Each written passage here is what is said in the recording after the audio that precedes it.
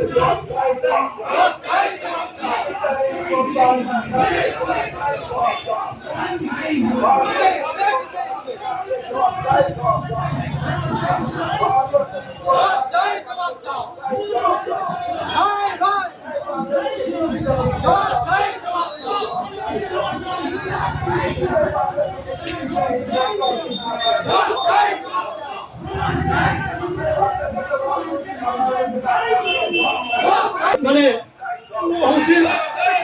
আমরা জনগণ হতে পারি, তাহলে এই জনগণের ইচ্ছার মূল্য আপনাকে দিতে হবে।